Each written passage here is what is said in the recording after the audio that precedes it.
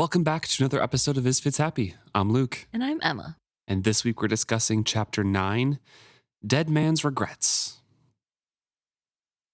The epigraph is talking about the skill and how the skill is seemingly mostly a hereditary kind of magic. It flows in bloodlines, and therefore it is strong in the Farseer line, but it does tend to crop up everywhere.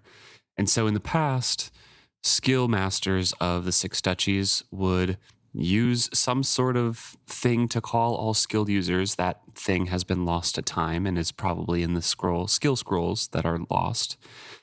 But they would call skilled users to the kingdom, train them up, and then they would form coteries, groups of 6 skilled users. And there was usually no more than 2 or 3.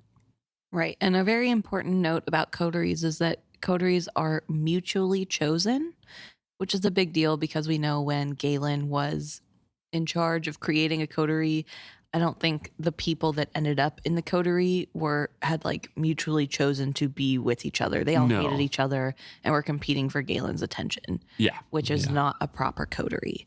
There's also specifically mentioned that although there is a great dearth of information on these coteries, almost as if the skill scrolls relating to them were deliberately destroyed, so oral tradition is what they go off of when it comes to how things were done and how many. Yes.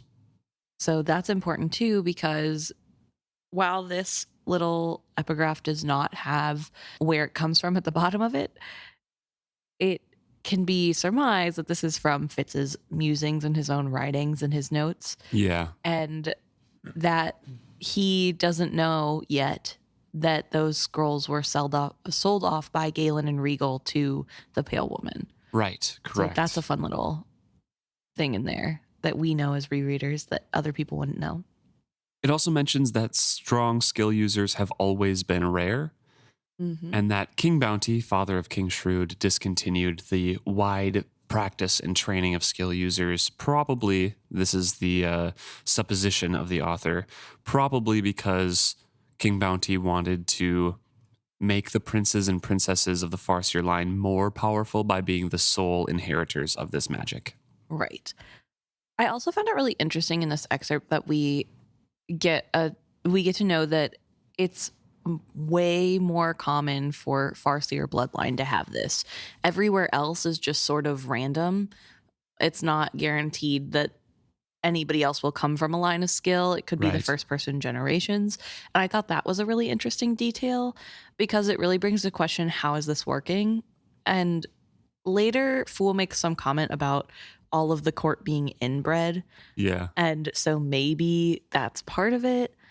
But you would think that would take away the skill. I don't know. I just found it really interesting that mostly it's Farseers who are predominantly skilled and other people are randomly skilled. And it also mentions that it's only almost all places in Buckkeep that produce skill people, not all places, which made me wonder if more inland duchies do not produce as many skill users. That would be my guess as well, considering that we think that it's the mix of the Out Islander blood and Six Duchies blood. Yeah. So just fun little details in there. Well, Fitz awakens in the middle of the night, remembering that he forgot Malta, the horse. He gets up, and it's a beautiful night outside. He knows that the pony would have wandered back, but he had picketed Malta and tied her on top of a hill, so he had to go up there and get her off and lead her to a stream because she hadn't drank all night. Yeah, so not only did he forget the horse, but he forgot to water the horse, and it's now the middle of the night, and poor Malta has been standing out there and is not happy to see him. So he's standing all around, and it is, like I mentioned, a gorgeous night, a summer evening. The moisture of the cooler air awoke all the summer scents that had dozed by day. I opened my mouth and drew in a deep breath, tasting the night more fully. I gave myself up to my senses, letting go of my human cares, taking this moment of now and letting it stretch eternally around me. My wit unfurled around me, and I became one with the night's splendor. There is a natural euphoria to the wit. It is both like and unlike the skill. With the wit, one is aware of all the life that surrounds one. It is not just the warmth of the mare nearby that I sensed. And he talks about how he senses everything around him. And it's not just that he's sensing life forms or anything, it's a sense of him belonging to that scene and him belonging in no more than the insects belong to the night as well. It's just a sense of belonging and a sense of this is how it's supposed to be. Right. And he talks about how there's a rabbit hiding that he can sense, and it's not so much that he can like pinpoint exactly where it is because of some like sonar revelations. It's more like hearing one note of an entire soundscape, that like Right. one thing is you can focus in on one person talking in a busy street, and that doesn't mean that you don't hear the rest of the street or that you know exactly what they look like and what exactly they're doing. You just vaguely know what direction it's in. And I thought that was really interesting, of a descriptor for how Fitz uses wit, Yeah. because I think it's the clearest we've gotten. The rightness of unity washed through me, laving away the nastiness of the skill greed that had earlier befouled my soul. I took a deeper breath and then breathed it out as if it were my last, willing myself to be part of this good, clean night. My vision wavered, doubled, and then cleared. For a pent breath of time, I was not myself, was not on the summer hillside near my cabin, and I was not alone. I was a boy again, escaped from confining stone walls and tangling bedclothes. I ran light-shod through a sheep pasture dotted with tufts of ungrazed weeds, trying vainly to keep up with my companion.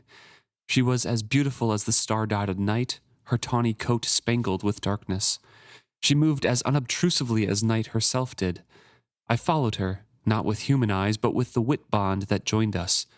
I was drunk with love of her and love of this night, intoxicated with the heady rush of this wild freedom. I knew I had to go back before the sun rose. She knew, just as strongly, that we did not, that there was no better time than now to make our escape. And then in the next breath, that knowing is gone and he comes back to himself. He talks about later how he knows that the wit companion was a cat. So Yes. we are seeing through Dutiful's eyes at this point. And for some reason, Fitz is unaware of who this boy is. He can't even start to think of who it might be. Right, yeah, he's thinking like, oh, whoever I touched, I hope they have, the best of nights, and I hope their bond is wonderful. Yeah, I wish them well in their night's hunt. Hope that their bond would last long and be as deep as their bones. Which is a nice thought, but it's just so odd to me, mostly because this isn't the first time he has touched minds with Dutiful and Dutiful's cat. So I don't know, but it is Fitz, so I guess I'm expecting too much. And it's very different, right? It's very different this time. Yeah. Really interestingly, this time was precipitated by him opening himself to the wit fully. And I'm wondering if that had anything to do with the joining, or if it's just sort of his son unknowingly opened skill and wit out in the open in a time when Fitz just happened to also be open. I think so. I think it's kind of twofold. One, we both know that the wit and the skill in Fitz and in Dutiful are kind of intertwined, and they use both together. Mm-hmm. Mostly Fitz, because Dutiful is untrained as of yet and hasn't really used his magic much. But we know that Fitz uses both of them so entwined that he doesn't even realize it, really. Right. So him opening himself up to the wit and using the old blood like that and sensing everything is about the same kind of meditation that the skill is talked about in, Yeah. of like how to open yourself up to the skill. And not partake in it, just open it. Yeah. So I think he's just kind of like not just questing out with the wit here. It's like with both of his magics, Okay. mostly the wit, like he's focused on that, right? But with that connection with Dutiful, because he has been skilling into them since they were around, Yeah. I think they've forged kind of that connection with, like you said, Dutiful kind of doing the same thing, him just being completely open with his wit. And again, like I suspect, kind of entangled up in his skill at the same time. They were both just seemingly questing and reached out and found each other. And Fitz, being the stronger one, was able to jump over there. Right. That's my thoughts on it, at least. That's fair. I also had a quick question. I don't know if you'll know this, and I should have looked it up beforehand, but I just thought of it. Does Dutiful ever talk about Wolf Father? I know Nettle does, right? I think so. I think yes, Okay. but I cannot recall exactly. Okay. Next question. Do you think chivalry ever was in Fitz's head without Fitz really being aware? Quite possibly, yeah. Just looking in on him. It just seems as though... We know that he looked in on him with Verity. True. It just seems as though it's something that can happen, especially with untrained skill users, to accidentally draw in your blood to know what's going on with you and what's happening. So it feels to me like he would be, since he was more schooled, he would, with his connection to his brother Verity, that he would just ride with Verity to see him. That's fair. That seems more like, because then he can actually see him and not just look through his eyes. Yeah, fair enough. Yeah, I guess you're right. There's probably a difference because he is trained. Right. At least partially trained. Right. So there's a tug on the rope. Malta has been standing there and has been ready to go in out of the insects. And Fitz is like, oh yeah, we've been standing here for a long time. Let's go. He gets back to the cabin, and Night Eyes had stretched out, leaving him less than half the bed, but Fitz did not mind. He stretches out beside him, puts his hand on his ribs, and goes to sleep. And he was well rested, maybe even more so than just the sleep could provide, but well rested and comforted by his night's stretching of the wit. He wakes up early in the next morning. His interlude on the hillside seemed to have rested him more than sleep. The wolf had not fared so well. He still slept heavily, a healing sleep. I felt a twinge of conscience over that, but pushed it aside. Whatever I had done to his heart seemed to tax the resources of the rest of his body, but surely that was better than letting him die. I surrendered the bed to him and left him sleeping. He goes out into the main room. The fool is not there, but the door is open, so the fool has been out and about. And Fitz starts to clean up and shaves a bit and gets straightened up physically. Fool enters back in and all of a sudden says, "Why, it's Fitz! A bit older and a bit more worn, but Fitz all the same. I had wondered what you looked like under that thatch." I glanced back into the mirror. I suppose I don't take much pains with my appearance anymore. Yeah, so this is cute, I think, that he's, going back to taking care of himself and sort of realizing that he needs to tidy up. He's been letting things go and he shaves. I don't know. It seems like he goes back and forth between hating facial hair and liking facial hair. So maybe that's a thing guys struggle with sometimes. But it's really funny to me that occasionally he just goes, "Yeah, I have a beard. I need to shave it." And then sometimes he's like, "I wish I could grow the beard," or whatever. I think he also struggles with, he talks about his scar here from Regal's Dungeons about like hiding those things. True. So he's unrecognizable. Yeah, that's fair. And here he talks about with that scar when he looks in the mirror because he's a little embarrassed by a fool's reaction, I would assume. He sort of notices that he cut himself on that scar. As he usually does. And they were the scars from his time at Buckkeep's dungeon that seamed his face. Thank you, Regal. And which I thought was really funny because it was giving very much thanks, Obama. But I guess in this case, just like a small exasperated, like, great, thank you. Yeah, thanks, Regal. Except in this case, I think Regal actually did have something to do with the scar. I mean, it wasn't Regal's hand that did it, but it was Regal's orders. So but it just made me laugh a little bit at the, oh, thanks, Regal. But then Fitz mentions that Starling told me that I looked far older than my years, that I could return to Buckkeep Town and never fear that anyone would recognize me. The fool made a small sound of disgust as he set the eggs on the table. Starling is, as usual, wrong on both counts. For the number of years and lives you've lived, you look remarkably young. It's true that experience and time have changed your features. Folk recalling the boy Fitz would not see him grown to a man in you. Yet some of us, my friend, would recognize you even if you were flayed and set afire. Now there's a comforting thought, Fitz replies. So I'll stop there, but I just thought it was really funny that because Starling said it, Fool is so annoyed. And it's like, oh, Yeah. that's not true at all. You look like yourself and you look young. You look so young. You look so young. Sure.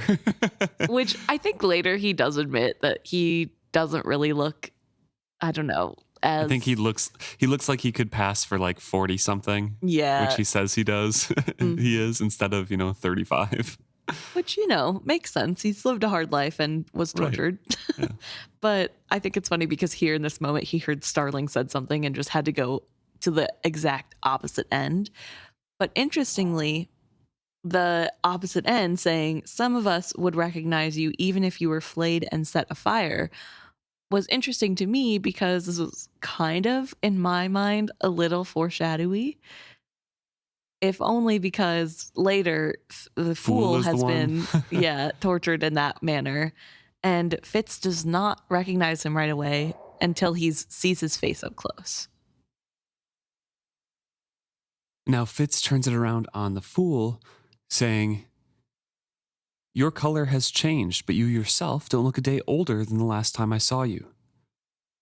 It's the way of my kind, he said quietly. Our lives are longer, so we progress through them more slowly. I've changed, Fitz, even if all you see is the color of my flesh. When last you saw me, I was just approaching adulthood. All sorts of new feelings and ideas were blossoming in me, so many that I scarce could keep my mind on the tasks at hand. When I recall how I behaved, well, even I am scandalized. Now, I assure you I am far more mature. I know that there is a time and place for everything, and that what I am destined to do must take full precedent over anything I might long to do for myself. And Fitz says in reply to that slowly, when you speak in riddles, it exacerbates me. Yet, when you try to speak clearly of yourself, it frightens me. All the more reason why I should not speak of myself at all, he exclaimed with false heartiness. First of all, sad. Second of all, is the thing that he's embarrassed about girl on dragon? Possibly, yeah. Also, maybe how he acted towards Fitz sometimes. I don't know. Yeah, I don't know either. But if you have thoughts on what the fool did that he's so embarrassed about, let us know. isfitzhappy@gmail.com. Yeah, but I don't know. It just feels like he's thinking of something very specific. And he does say, when last you saw me. So I don't know. Maybe it was even leaving Fitz to begin with, although he does say he didn't want to come back to Fitz because he wanted Fitz to have peace. Right. So yeah. I'm not really sure. But either way, he is now sort of in this defensive place, I think, because Fitz has said, you freak me out. Whenever you talk plainly. Me. Yeah, whenever you talk plainly, it frightens me. And so he goes into that protective shell of like, well, better not to talk about me at all then. Yep. What are our tasks for the day? And this is where Fitz says, I don't know. And the fool can sense something's up. So he asks like, hey, what's wrong, Fitz? Like, what's going on? And Fitz goes on a whole speech here of how everything is kind of pointless. Like when he and Night Eyes were alone, they just kind of did whatever. They didn't prepare for winter. They just lived in the now, right? They might have had a couple meals set aside, but mostly they spent some time, maybe him doing some work and buying food, or sometimes them hunting together and eating their food pretty much raw. Yeah, and he also talks about how it didn't matter back then if there were a few days where he didn't eat. Yeah. Because it was just him and the wolf and they both were fine. But whenever Hap came into their lives, they needed to prepare against tomorrow. And so he built up the little garden and has chickens, and they still hunt, but much less. And he smokes the meat now. And if Hap isn't going to be there, they have more than enough to last the winter winter. So what's the point? I wonder if there's any point left to my life at all. How melancholy you sound. Or is this the elfbark I'm hearing? No, I think it was why Starling brought Hap to me. I think she saw how aimless my life had become and brought me someone to give shape to my days. The fool set down the plates with a clatter and the dished food onto them in disgusted splats. I think you give her credit for thinking of something beyond her own needs. I suspect she picked up the boy on an impulse and dumped him here when she wearied of him. It was just lucky for both of you that you helped each other. I said nothing. His vehemence in his dislike for Starling surprised me. I sat down at the table and began eating, but he had not finished. If Starling meant for anyone to give shape to your days, it was herself. I doubt that she ever imagined you might need anyone's companionship other than hers. I had an uncomfortable suspicion he was right, especially when I recalled how she had spoken of Night Eyes and Hap on her last visit. And I disagree. Yeah. I think the fool is blinded by his dislike of Starling and his view of how she treats Fitz. Yeah, she doesn't treat Fitz great, No. right? But the fool is like, she is not good for you. Yeah. She's the worst. It is the same sort of vibe of whenever a friend is in a toxic relationship and you hate their significant other, and so they've broken up and you're like, yeah, they're horrible and awful and nothing they've ever done could ever possibly be good. Don't even think about them positively. You're never going back. Except they volunteer like at an orphanage and you're just like, well, that's just for their image. Yeah. You know? They actually hate orphans. Clearly. So no, I think it's somewhere in the middle. Yeah, I feel think there's truth to it, but I Yeah. think the fool is over the top. Yeah, I definitely think she picked up Hap on a whim. And I mean, I don't think she just discarded him with Fitz willy-nilly just because she was bored. I think she knew when she picked him up that she was going to give him to Fitz. And probably because Fitz was all alone, and even if she liked being the center of his world, recognized that he could not survive just being alone. And maybe she was worried he'd go wild alone and wanted another human there. I'm more viewing that specific thing from her lens, a little bit more selfish lens, where we've talked about before how she has had a very traumatic past with the Raiders, Right. and seeing Hap and being around Hap might have kind of flared up some of that response Right. to that, because he was potentially Raider born and it could, in another life have been the child that she lost. Right.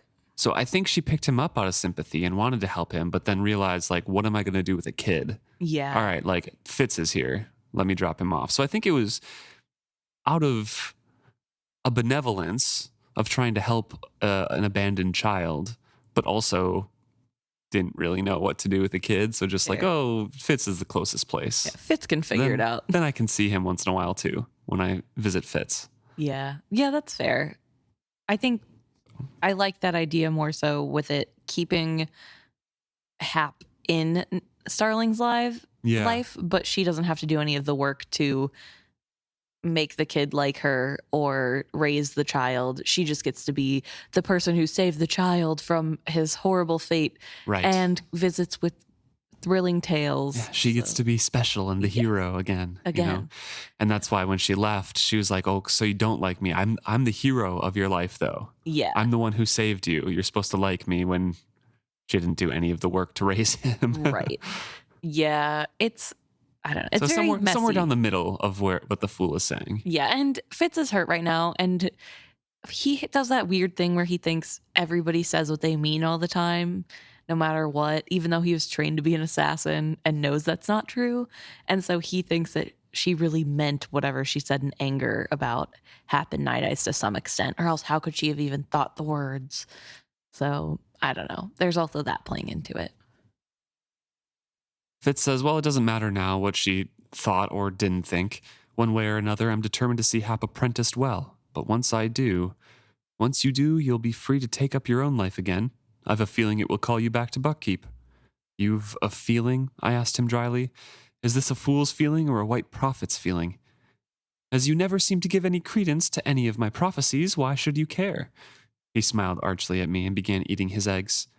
A time or three, it did seem as if what you predicted came true, though your predictions were always so nebulous, it seemed to me that you could make them mean anything. It was not my prophecies that were nebulous, but your understanding of them. When I arrived, I warned you that I had come back into your life because I must, not because I wanted to. Not that I didn't want to see you again. I mean only that if I could spare you somehow from all we must do, I would. And what is it exactly that we must do? Exactly? He queried with a raised eyebrow. Exactly and precisely, I challenged him. Oh, very well then. Exactly and precisely what we must do.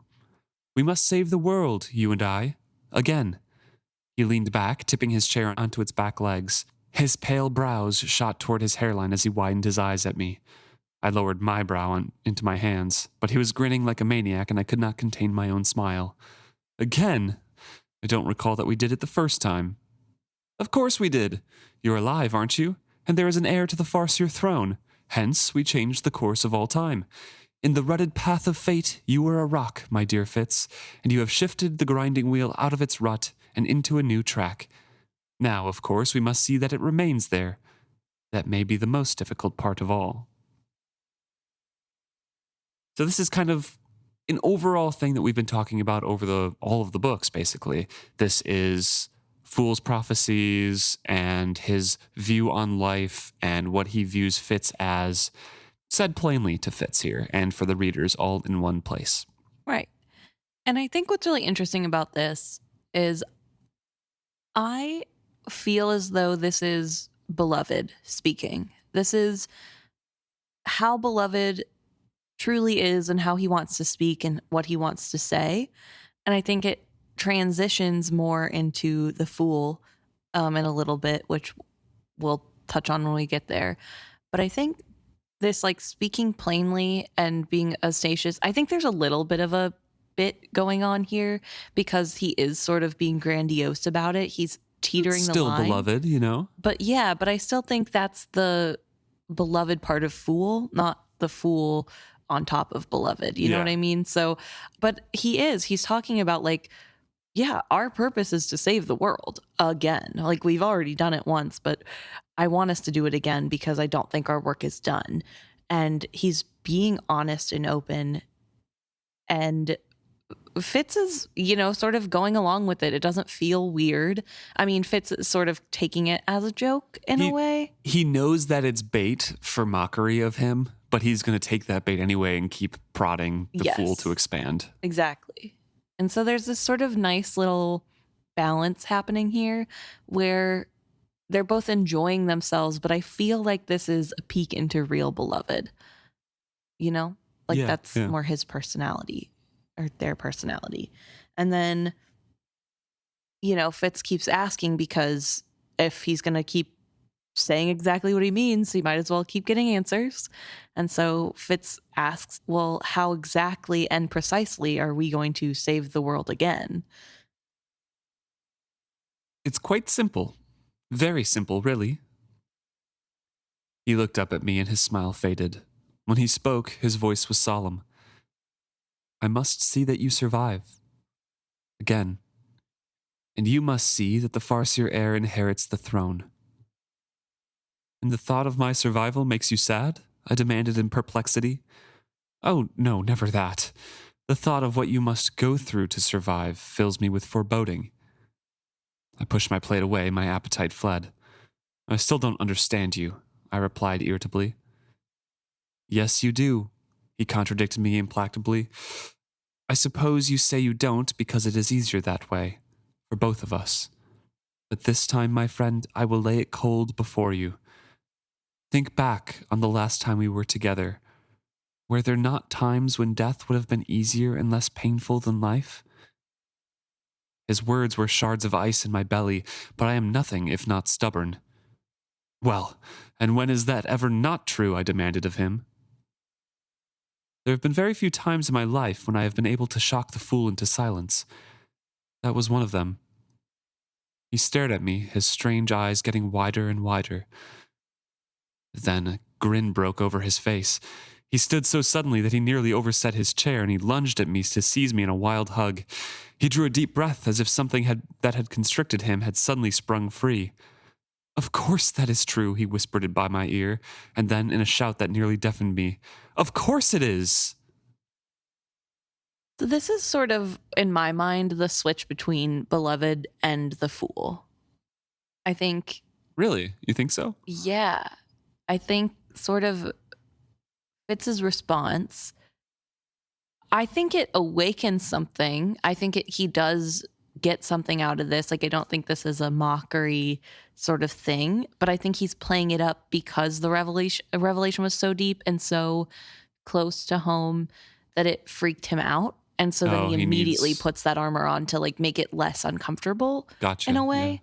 Like, I feel like it was too vulnerable of a moment in my mind. And so then like, I don't think he's doing it because Fitz did something wrong necessarily. I think it just really made him feel how vulnerable he was being in that moment, in being himself and speaking so clearly, that it made him immediately have to like jump into character. And he does. He dances a caper. He leaps to the tabletop. And Fitz says he spreads his arm wide as if he's performing again at King Shrewd's court. Death is always less painful and easier than life. You speak true. And yet we do not day to day choose death, because ultimately death is not the opposite of life, but the opposite of choice. Death is what you get when there are no choices left to make. Am I right? Infectious as his fey mood was, I still managed to shake my head. I have no idea if you are right or wrong. Then take my word for it, I am right. For am I not the White Prophet? And are you not my catalyst who comes to change the course of all time? Look at you, not the hero, no, the changer, the one who, by his existence, enables others to be heroes. Ah, Fitz, we are who we are and who we ever must be. And when I am discouraged, when I lose heart to the point of saying, but why cannot I leave him here to find what peace he may? Then lo and behold, you speak with the voice of the catalyst and change my perception of all that I do, and enable me to be once more what I must be, the White Prophet. So we have a very, very interesting interaction here in my point of view.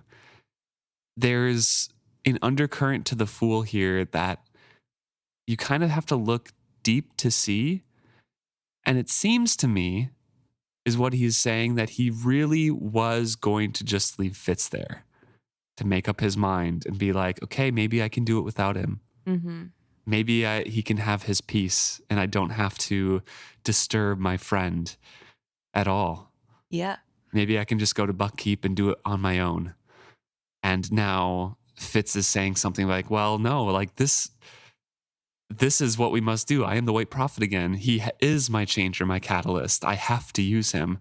And that's what it must be. So, like, to me, it's like, it's a very sad revelation, but also something that reinvigorates the Fool and kind of hardens his convictions of what he is doing is right. And what Fitz said, that, like, yeah, it's always really hard not to just choose death. And that's just what life is, really kind of reinvigorates the Fool to be like, yeah, it is hard. Okay, cool. So it's hard here too. So we're going to make it easier for everyone in the future. Yeah. So if it's going to be hard either way. Yeah, let's just do it together. I also was wondering if part of this, like, sort of frenzy that's happening is reckoning with the fact that Fitz is so calmly talking about how much he wrestles with the feeling of death so often. Yeah. And then also, we know, I don't know when it happens, but we know that at some point, Beloved knows he's going to die on this mission. Right. And I'm wondering if he knows that now. I think so. And so in hearing Fitz say something so, I don't know, mundane about death, of just, well, isn't death always easier? It sort of gives him a different perspective to look at his own death that's imminent, of like, oh. Because it's a lack of choice then, right? Yeah. And that's what the Fool is aiming towards, where this is the last path. This is the last thing I have to do. Right. And then there's no more choices because it's the true path. Yes. That's what he thinks. Like, this is what I have to do. And then I've won. Yeah. And so I do wonder if Fitz wouldn't have said that if he would have believed that was the ultimate path that he had to follow. Right. Or if this sort of domino effects into him thinking that's the only way that this could possibly work. Not really sure. But I don't know. I feel like there's that there too. I think what you said is true, but I also think there's sort of this fear in him that he is trying to overcome about his own potential death. Yeah, where he's definitely. like, you're right, who cares? Mm-hmm. And I really do feel like this kind of sets him on that path and strengthens his convictions. And when later Fitz is like, no, you can't do this, Lord Golden then is like, no, I am doing this. Like, this is the path. Like, this is what I have to do. Yeah. I don't know. But I mean, it does go to show that it's the catalyst. Does Yeah. really does. Speaks with the voice of the catalyst. Does speak with the voice of the catalyst. He's the changer. And, you know, with the fool's sort of ostentatious, like, we are what we must always be, and you're the changer, and I am the white prophet. Yeah, you enable me to be the white prophet. And Fitz can't help but have a smile twist on his lips. I thought I enabled other people to be heroes, not prophets. Ah, well, he leapt lightly to the floor. Some of us must be both, I fear. He gave himself a shake and tugged his jerkin straight. Some of the wildness went out of him. So, to return to my original question, what are our tasks today? My turn to give you the answer. Our first task today is to give no thought to the morrow. So he makes a little joke and brushes it off and says, don't worry about anything else. Let's just have a nice day. Yep, we're going to take our peace. And I wonder, too, especially with that response of like, let's not worry about tomorrow, if that is, again, beloved sort of giving himself one more time to relish this day and being with Fitz and everything being fine and nobody being tortured. Yeah, I think so. It's a little bit of just like, hey, let's do what you like. Yeah. You get this one treat before I force you through a bunch of loops. Enjoy it. And Fitz does. He does tasks that he had set himself aside because they didn't provide any value, really. He tried to make a purple ink just for pleasure, not for selling. And Fool starts carving stuff. He apologizes when Fitz looks at him because Fool has his kitchen knife in his hand. And he's like, oh, sorry. Let me get my tools. Not sorry that he's carving on his furniture. Just sorry he's using the wrong tools. Right. But yeah, Fitz is kind of engrossed in that work that he really likes to do. Just kind of tinkering with things and doing something with his hobby. Yeah. And then Night Eyes only wakes up once throughout the day. Mm-hmm. And when he does, he goes out to drink deeply of water as much as his belly will hold. Turns down food. And he turns down food and then lays on the cold floor for another nap. But this time he's not sleeping as deeply. But he's still not talking to Fitz. Very significant. Mm-hmm. So he passed that day in pleasure, which is to say, the sort of work I wanted to do rather than the work that I thought I ought to be doing. And he says that Chade came to his mind often that day. Basically, what did Chade do to fill his time? And then he kind of brushed it aside like, of course, Chade had a purpose. You know, he was protecting the Farseer throne. He had tons of experiments and poisons and things to work on. And before I came into his life, he was the assassin. Like, he had to carry out everything. So He had tasks. He had things. And even if some of them fell into his hobby, they all sort of revolved around his determination to do something for the Farseers and his reason for living. Yes. Mm-hmm. Once I too had shared that purpose, I had shrugged free of it to have a life of my own. Odd that in the process I had somehow wrenched myself free of the very life I had thought to have to myself. To gain the freedom to enjoy my life, I had severed all connections with that old life. I had lost contact with all who had loved me and all I had loved. That wasn't the complete truth, but it suited my mood. An instant later, I realized I was wallowing in self-pity. Eventually, he kind of stretches and rises from his table, saying like, okay, I got to stop dwelling on this. Right. And he notes that he also failed to create a true purple. However, one of the experiments did give a really pretty rose color. So he makes sure to write down the ingredients and how he made that one because it may be of use to some illustrator somewhere for botanicals. The fool looked up from his work as Fitz stands and stretches. Hungry? Fitz asked. He considered a moment. I could eat. Let me cook. The food you make fills the stomach, but does little more than that. He set the figurine he was working on aside, and when he saw me glance at it, covered it almost jealously. When I'm finished, he promised, and began a purposeful ransacking of my cupboards. While he was tisking over my lack of any interesting spices, I wandered outside. I highlighted that because that's me. That is me in like any Airbnb that we go to or something on vacation. I'm like, oh, come on, there's nothing cool here. There's no spices. Yeah. We have a very large spice cabinet. So Luke does get a little bit crabby when there's not spices around for him to use. But Fitz kind of just idly walks around and ends up on the cliffs, kind of looking out over the land. Restlessness walked through my bones again. I thought of my dream of the boy and the hunting cat out in the night and smiled to myself. Run away from it all, the cat had urged the boy, and the thought had all my sympathy. Yet years ago, that was what I had done, and this was what it had brought me. A life of peace and self-sufficiency, a life that should have satisfied me. Yet here I sat. And sometime later, the fool and Night Eyes joins him outside. Right. And Fool is worried that this is sort of the skill hunger picking at him and is feeling kind of bad. And Fitz clarifies that no, he's not skilling or wishing to skill. The elfbark sort of took that out of him for the moment, at least. He's more just contemplating life than anything.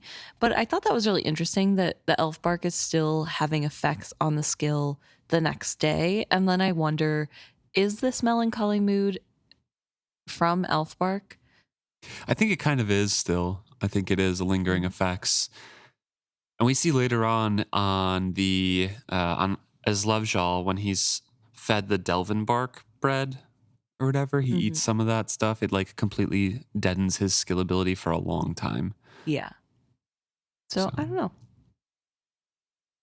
But probably still lingering effects. Yeah. But either way, they're sitting there and Fool explains that the dinner has been placed to simmer just so that there wasn't too much fire so they could still comfortably be in the house afterwards because it's been warm, and says they have time while it cooks, so why doesn't he pick up where he left off and tell him where he went after the old blood visit. And Fitz notes that Night Eyes was right, that talking to Fool is helpful to kind of parcel out his own feelings on the matter and what happened, but he also sort of doesn't like talking to Fool because it makes him think too much and on the times past that are done now. Yeah. He and Night Eyes wandered everywhere. They didn't have any particular destination in mind to answer the fool's question. They wandered. For 4 years, we wandered all through the Six Duchies.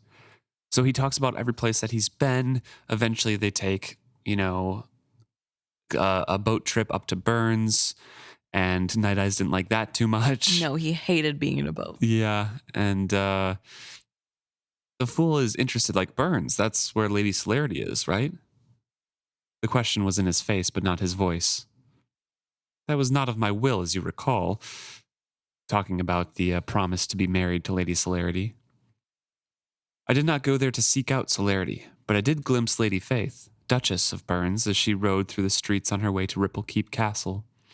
She did not see me, and if she had, I am sure she would not have recognized the ragged wanderer as Lord Fitzchivalry. I hear that Celerity married rich in both love and lands, and is now the Lady of Ice Towers near the Ice Town. I am glad for her, the fool said gravely. And I never loved her, but I admired her spirit, and liked her well enough. I am glad of her good fortune. I just wanted to say that Icetown is so funny to me because when I read that, immediately went to the map because I'm like, there's no way there's a place called Icetown and I didn't notice. There is a nice town on the map, and it's up north in Burns. Yep. So it makes sense. I was like, Ice Town, Lady of Ice Towers near Icetown. which is crazy because you'd think I just think of Parks and Rec. Isn't Ben the mayor of Icetown, the ice clown? maybe, yeah. Oh, but I don't know. I just thought it was such a like oddly specific thing that's kind of put in there, like, oh yes, of course, Ice Town, where we all know and love. And I'm sure, I mean, obviously it makes sense that in canon, Fitz knows everywhere in the Six Duchies. Right. He was trained, like he knows. You but studied it's just, geography. Yeah, it's just funny to me that I've never even noticed on the map a place called Icetown. Mm-hmm. But here we are. We have Lady of Icetown, or the Ice Tower. So the fool prompts him on, and Fitz says that we were in the near islands, and I wanted to go to the out islands, but Night Eyes refused such a long sea voyage. So we returned to the mainland and traveled south. We went mostly by foot, though we took ship past Buckkeep and did not pause there. We journeyed down the coast of Ripon and Chokes and on beyond the Six Duchies. I didn't like Chalced. We took ship from there just to get away from it. How far did you go? The fool prompted when I fell silent. I felt my mouth twist in a grin as I bragged, all the way to Bingtown. Did you? His interest heightened. And what did you think of it? Lively, prosperous. It put me in mind of Tradeford, the elegant people in their ornate houses with glass in every window.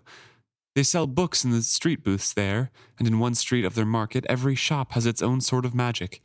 Just to walk down that way dizzied me. I could not tell you what kind of magic it was, but it pressed against my senses, giddying me like too strong perfume. I shook my head. I felt like a backward foreigner, and no doubt they thought so of me, in my rough clothes with a wolf at my side. Yet despite all I saw there, the city couldn't live up to the legend. What did we used to say? That if a man could imagine a thing, he could find it for sale in Bingtown. Well, I saw much there that was far beyond my imagining, but that didn't mean it was something I'd want to buy. I saw great ugliness there, too. Slaves coming off a ship with great cankers on their ankles from the chains. We saw one of their talking ships, too. I'd always thought them just a tale. I grew silent for a moment, wondering how to convey what Night Eyes and I had sensed about that grim magic. It wasn't a magic I'd ever be comfortable around, I said at last. Very interesting description from an outsider. Mm-hmm. So yes, glass in every single window. They are civilized down there, and they're barbarians up in the Six Duchies. Yes, which, Fitz kind of does admit to later. But yeah, there is sort of... It is interesting to hear what Bingtown was like 10 years ago, which, is only a couple years prior to when our journey with the last trilogy started. Yeah. And potentially Amber was there at the same time as Fitz. Potentially, yeah. And they probably missed each other because I feel as though Beloved would not ask or would have known. I don't know. I feel like it would have been more obvious if Fitz had been through and he knew about it. Yeah, we really don't know where Amber went for these 15 years because Live Ships only takes place over, 2 years? Something like that? Yeah, and by the time Live Ship is there, Amber has a building in the Rainwild alleyway, which is crazy hard to get, even for a Bingtown trader. Like, I don't know. So clearly had to be established there in some street booth. And she did do street booths for a little bit. Yeah. To raise money. So I don't know. I don't know how long and where she was, but I find it really interesting that Fitz talks about all this stuff and not once does Fool interject and say, oh, well, there's not slaves anymore. Or like, oh, well, actually the magic is this. Fool just kind of takes it all in, soaks in all the things. Because it's Fitz's story. That's true. And we do know that Beloved has talked about Bingtown and what happened in Bingtown the last couple of years with Fitz. That is given to us by Fitz. Not in detail, obviously, but we do know that at least there's a little bit of stuff being shared. So maybe this is more just a like, here's my thoughts on the town you lived in for a while that I briefly visited. Mm-hmm. But also the reaction to Wizardwood. To the magic Stood in out. general. Yeah. Before we get to the live ships, he talks about going down Rainwild Street. Yeah. And how the magic presses against his senses, giddying him, which makes sense because it's all from Elderling stuff. So it's very close to the skill Yeah, I feel and as dragon though magic. it has to all be skill wrought stuff, right? Doesn't have to be. It could have been, past technology kind of things, but And I probably guess mostly skill Malta stuff. next book has powers of some sort, right? Like she like makes- has lights or something. Yeah. So I don't know. Maybe there is just something inherent to the magic that's a little bit different. Yeah. But I could see how it's like in the vein of like a branch off of skill. Right. I don't know. Yeah. So that presses in on him. And then he says about the live ships that It's grim. it's a grim magic. And you would not be able to be comfortable around it. I wonder if he knows that they're dead then. Like the dragons are dead. I'm really curious as to what he feels, and I don't remember if he describes it in the third trilogy. And I'd really like to know what he feels from the wit and the skill about Paragon, because he meets Paragon in the last trilogy. Yeah. So if you guys can message us, please let us know what Fitz is feeling from them, or if it's described at all. Because I don't know if the presence in the wizard would be dead, or if it has so much life, it would have like a hazy, weird feeling to There's the wit. too much life in there. Yeah, with Like Paragon especially, if yeah. there's too much life trapped. I'm wondering if it's like her name was like Delana, the deer lady, where yeah. there's too many presences on top of each other in just an area where, first of all, it's a ship, so there shouldn't be any at all. Right. But then especially because it's all the lives of dragon and person. I mean, yeah, he has to feel something. Calling it grim, that he couldn't be comfortable around it, doesn't take any comfort at all, unlike the Vestrits. Yeah. Unlike Amber herself, seems to like being around Paragon. Yeah. Fitz feels like, no, this is bad. This is bad. Yeah. I don't know. Very interesting. Very interesting. He goes on to say that the sheer humanity of the city kind of overwhelmed him and the wolf, and he was happy to leave as soon as Fitz suggested it. I felt smaller after my visit there. I appreciated anew the wildness and isolation of Buck's Coast and the rough militancy of Buckkeep. I had once thought Buckkeep the heart of all civilization, but in Bingtown they spoke of us as barbaric and rude. The comments I overheard stung, and yet I could not deny them. I left Bingtown a humbled man, resolved to add to my education and better discover the true width of the world. I shook my head at that recollection. Had I ever lived up to my resolve? We didn't have the money for ship passage, even if Night Eyes could have faced it. We had decided to journey up the coast on foot. The fool turned an incredulous face to me. But you can't do that. And Fitz is like, yeah, that's what everyone warned us, but we always thought it was city talk. Yeah. But they were right. Yeah. We just thought it was those city slickers saying, oh, yeah, you can't do that, because they'd never had a hard day's life. And so they didn't know what walking really meant. But then we did it, and it burned Night Eyes' feet and tore my shoes to shreds. So, Well, that's not the bad part, really. well, even. true, yeah. It's the cursed shore. So they walked north from Bingtown towards Chalced once again because they didn't want to take ship. As far south as they went was Bingtown. So they're going back north, and the cursed shore is there. And Fitz hasn't felt anything like that since the Skill Road, because he was just completely overwhelmed in his mind. He was seeing things and recalling memories that just weren't there, and it was just really bad for him. Yeah, he says, I was tormented by half-formed dreams, and sometimes my conscious imaginings were giddy and threatening. It distressed the wolf that I walked on the edge of madness. I can offer no reason for this. I suffered no fevers or any other symptoms of the illness that caught men's mind. Yet I was not myself, and we passed through that rough and inhospitable country. Vivid dreams of Verity and our dragons came back to haunt me. Even awake, I tormented myself endlessly with the foolishness of past decisions and thought often of ending my own life. Only the companionship with the wolf kept me from such an act. Looking back, I recall not days and nights, but a succession of lucid and disturbing dreams. Not since I had first traveled on the Skill Road had I suffered such a contortion of my own thoughts. It's not an experience I would willingly repeat. So he really struggled in that Yeah. area. Mm-hmm. And that seems odd to me because a little bit it sounds like Tintaglia reached him.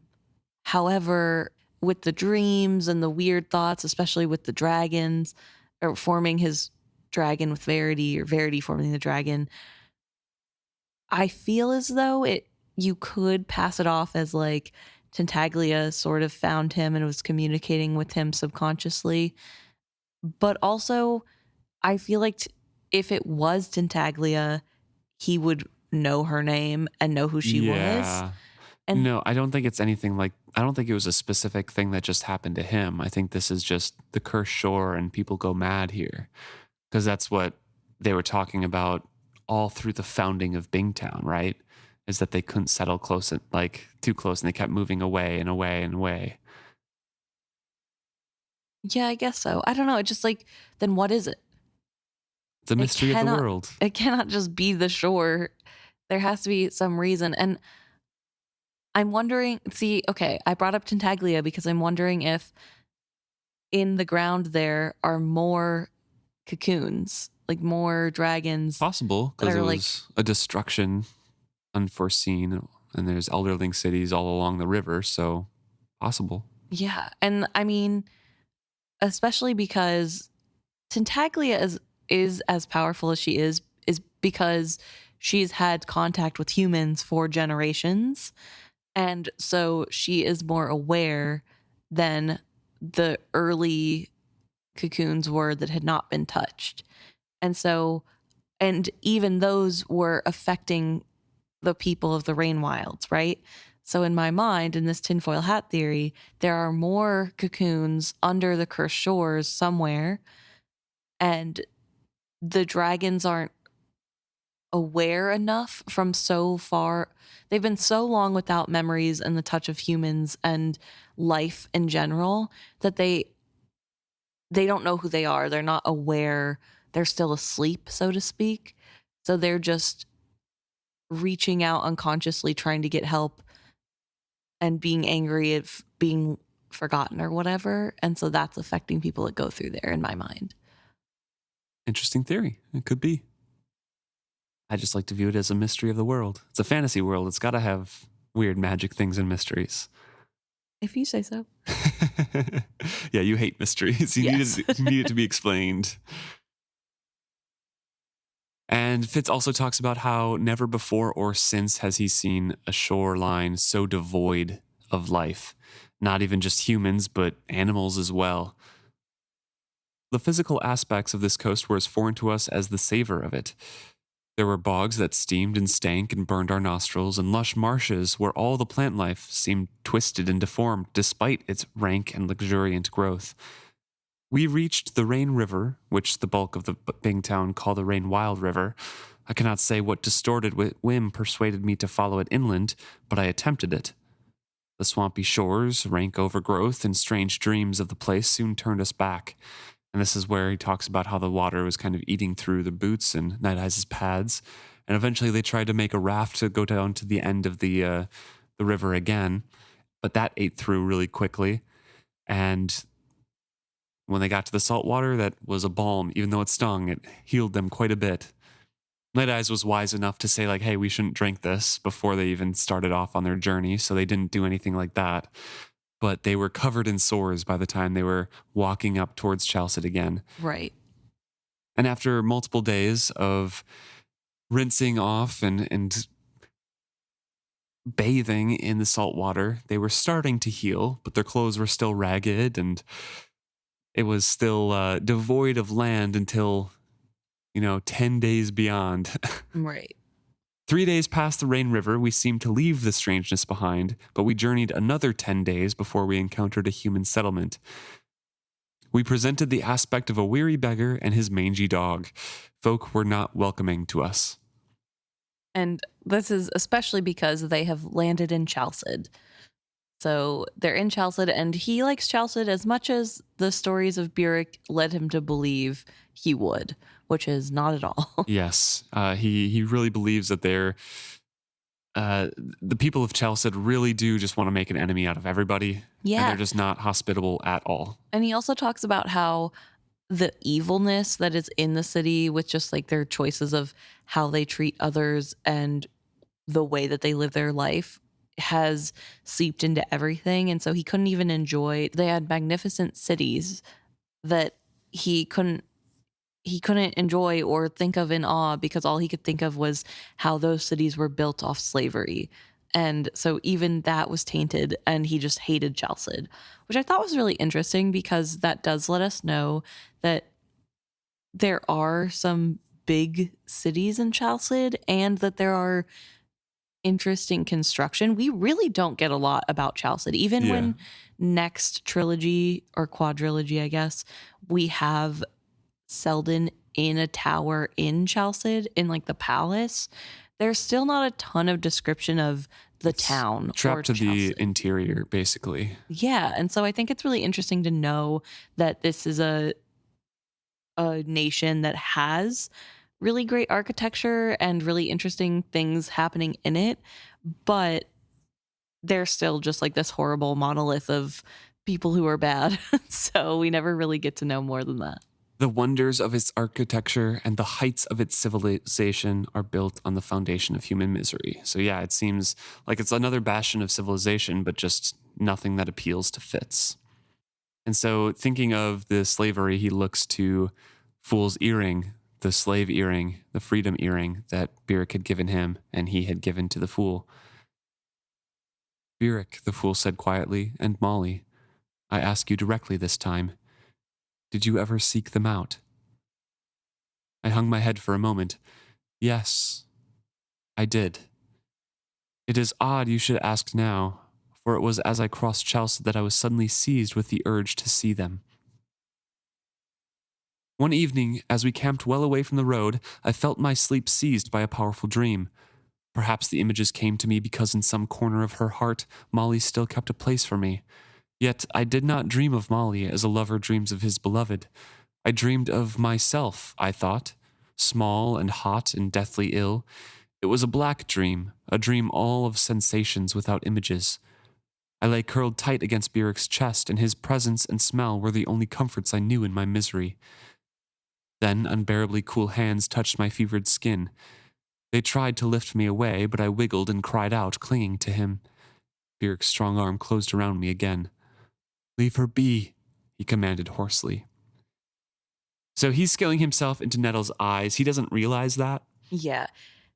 But he is, in Nettle's position right now, and Nettle and Burrich are sick. Right. And I don't know how much of it is him skilling and how much is of Nettle reaching out with the skill to him unknowingly. Right. But I think this first one, as a baby, I think he is skilling into her, and that kind of accelerates that connection. Yeah, I guess. I don't know. I'm not convinced it's fully him doing that. Maybe because of his want to see Molly at the beginning whenever she was a baby made that easy. I don't know. I don't know how I feel about it. There's too much to say in this moment. But I think here it's odd to me that he says that he thinks it happened because Molly had some corner of her heart for him. This has nothing to do with Molly. Molly doesn't have... Perhaps the image came to me. Right. But I don't know. It just felt like a weird, maybe it's because Molly still liked me. Well, Molly doesn't have any skill, and you are skilling into your daughter's eyes. But again, he mentions that he thinks it's himself in the moment while he's in the skill dream. And that is really reminiscent of just a few pages ago when he himself was running with a cat that he was wit bonded to. It's also very similar to when he was skill walking during the war and he became the father with the axe or whatever, Yes. It's all kind of similar. Yeah, so it seems as though part of the skill is making you believe that you were the person if you were sharing their conscious, I guess. So they're sick here, and Burrich is arguing against Molly taking care of Nettle because he's worried about the blood plague. He's like, "This is how it was when I was a boy. A boy, it started just like this. I don't want you guys to get sick too. I'm just gonna hold on to Nettle." Right. Which also means that Burrich is like the same age as Althea's older brothers would have been, right? Because if he was a boy when the Potentially. blood plague happened and they were boys when they died of the blood plague. Not necessarily, because it seems like there were multiple blood plagues. Okay. I feel like they talk about different times a lot and multiple times where there's a blood plague. Okay, sure. So it could be, but at this point, Burrich would be, let's see, Fitz. Oh man, I'll have to do some math here. Fitz right now is mid-30s. Fitz right now is 35, and this was maybe 10 years ago, about. So he would be 25, and we know Burrich is about 20 years older than So Fitz. 45. So he would be about 45. With Althea being, Like 18 most recently. yeah. I don't know. It's possible. So it could be the same age as the brothers. I just don't know. It seems like it's like Burrich's a little bit older than them, but could be. So Molly is, of course, getting angry and frustrated, and Fitz can sense that and knows that Burrich is not rational, and he feels both Molly's anger and fear for him. She brings him water, and I fussed when she half sat him up to drink it. I tried to drink from the cup she held to my mouth, but my lips were cracked and sore. My head hurt too badly, and the light was too bright. I really don't understand how Fitz doesn't know it's Nettle, because like when he pushes the water away, Molly's like, "Nettle, Nettle, hush." Hush. Yeah, I guess, like you said, he's probably just telling it in chronological order. So he Yeah. probably just doesn't. He knows now, but didn't at the time. And maybe because when he's skilling, he can't tell. I tried so desperately to sleep that I pushed myself into wakefulness. And this is where it switches back over to him in real life. So he wakes up on that hillside where he and Night Eyes were camping, and Night Eyes is already sitting looking at him because Fitz is like, "Yeah, we have to go find him." And he knows it's kind of silly to go looking for him because by the time he can get there, they would either be dead or already healed. But at the same time, he just feels that urge, like, I need to go see Burrich and Molly now. So he sets off, and he doesn't really know much more besides that they settled down near Kaplan Beach. And I knew the feel of where they lived. With no more than that, we set out. After years of wandering, it was odd to have a destination, and especially to hurry toward it. I did not think about what we did or how foolish it was. Yet having begun that journey, I could not deviate from it. After years of fleeing any who might recognize me, I was suddenly willing to hurl myself back into their lives again. I refused to consider any of it. I simply went. And he says after years of denying the skill, he immersed himself in it and started visiting them as often as he could. Right. Because, like he said, he doesn't really know where they're living. So he has to keep contacting or making that contact with Nettle to sort of piece it together and see if he can find anything he knows. But he's really out of practice. So not only is it physically hard to keep skilling, it's like making him ill and giving him those horrible headaches, but he also can't control when he is what he is seeing. Right. He was never trained in the seeing part of it at all. No. So he's sort of fumbling his way through. So with Nettle especially, it's hard because Nettle is a little child. So half the time, the information he can glean from what he is skill seeing from her is like the mountains in the background of the window while he watches Molly do chores. And the smell of the sea. And he knows that there's black-faced sheep. And so he's working his way as much as he can, but there's really not a ton to go off of. Glimpses of a baby Molly called Shiv, whose face reflected Burrich's features, cut me with both jealousy and wonder. Eventually, I found a village called Kaplan Beach. I found the deserted cottage where my daughter had been born. Other folk had lived here since then. No recognizable trace of them remained to my eyes, but the wolf's nose was keener. Nevertheless, Molly and Burrich were long gone from there, and I knew not where. And he didn't want to ask direct questions about what he knew about Molly and Burrich because he didn't want those whispers getting back to Molly and Burrich of people asking directly where they are specifically. He didn't want to scare them. And so he started pretending that he was a beekeeper, and he would start arguments about wrong facts, hoping that other people would correct him and tell them about other beekeepers they had known. Right, because Molly keeps bees, and so obviously if she is keeping a bee, she's doing really well. And so if he says things wrong, people are going to be like, that's not what Molly says, hopefully. Right. But he's also in his journey and traveling around that area, seeing more new graves, so he's getting increasingly worried. But eventually, he wanders around and notices a stand of oak trees that looks very familiar to him, and he loses the courage that he once had and goes skulking off through the woods to overlook their cabin and just watch them from afar, from the woods. And it looks like they have built a very nice life of their own there. There's like new buildings. It's well tended. He sees Burrich walk out and start to do chores. And it takes all that he can not to go and join Burrich. Because why would Burrich be doing chores without him? That's just that's the natural thing that Fitz always did growing up.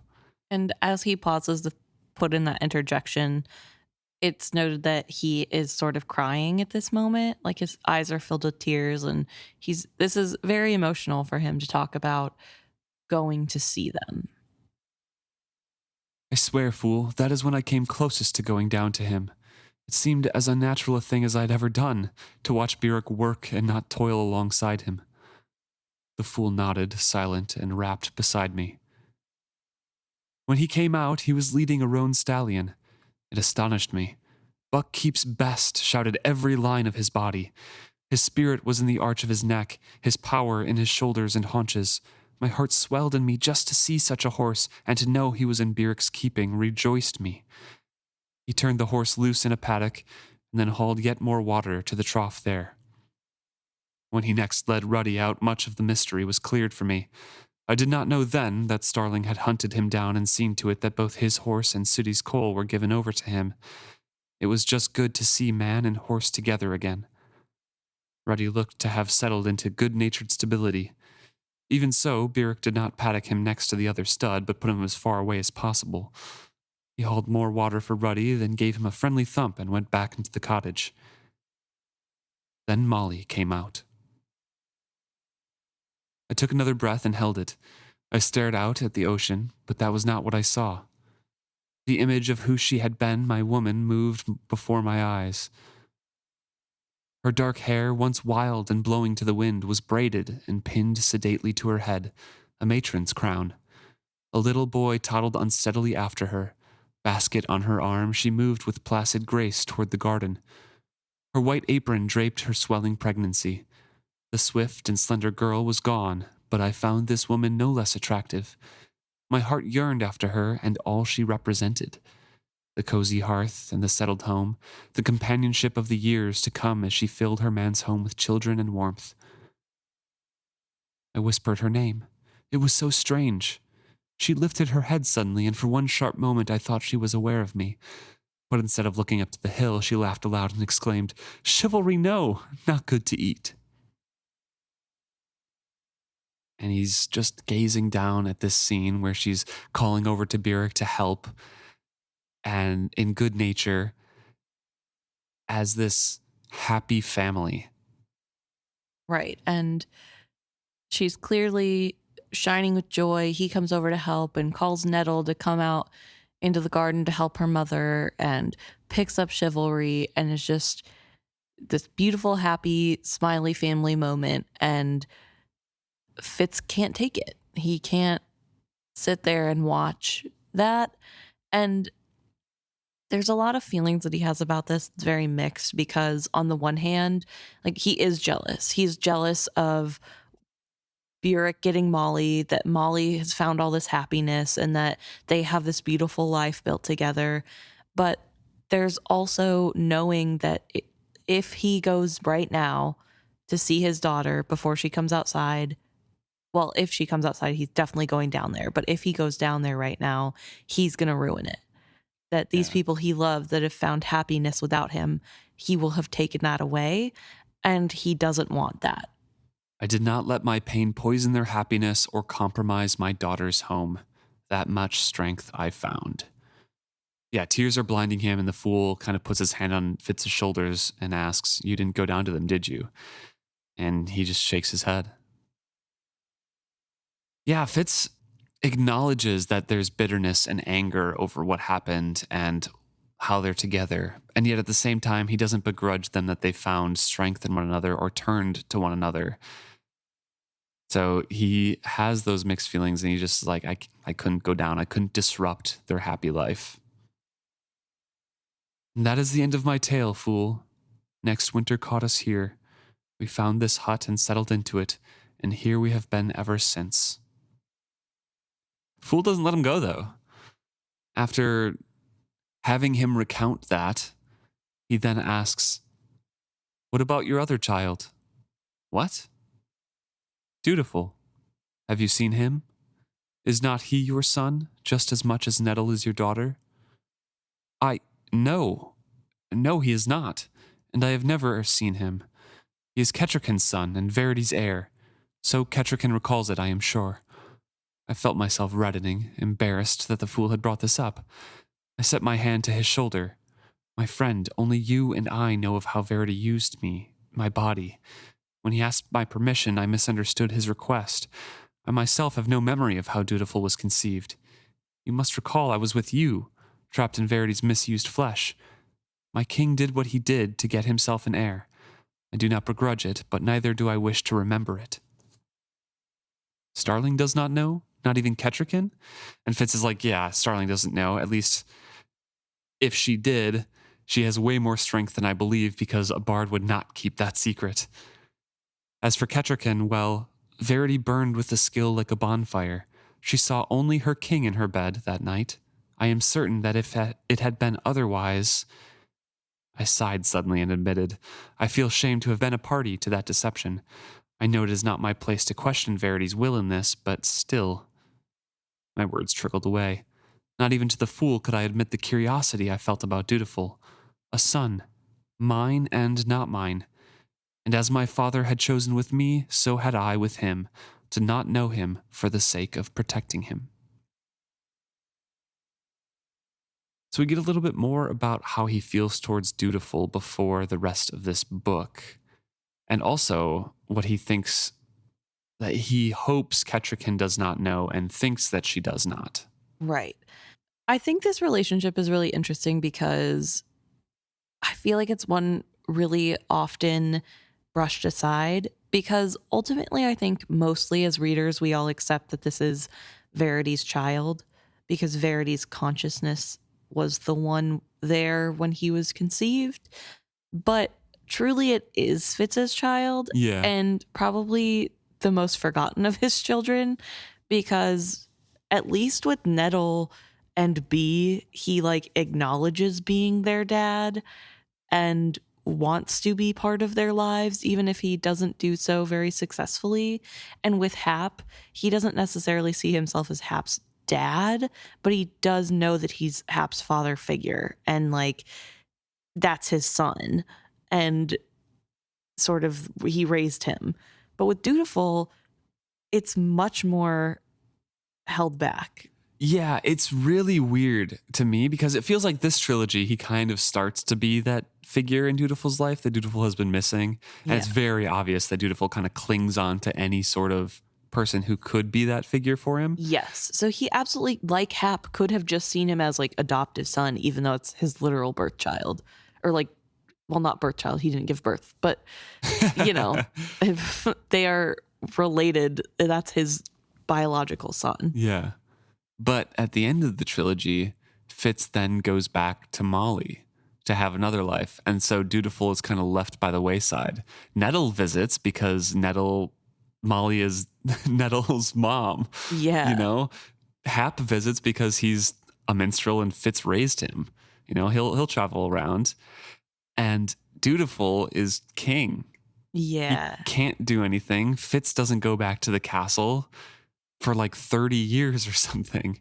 And despite all that, Dutiful still has a lot of admiration for Fitz and care for Fitz later, whenever Fitz is revealed to be Fitz. Yeah. So he still looks fondly on Fitz, but Fitz really kind of drops the ball with Dutiful in a way that he doesn't with any of his other children. And it's kind of sad when you think about it. And I feel like we all as a fandom sort of blow over that one for whatever reason. What do you think about the Kettrican thoughts here? Ultimately, we as a fandom, I'm saying this generally, kind of know that Kettrican knows it was Fitz at the end of the whole series. By the end, she does know.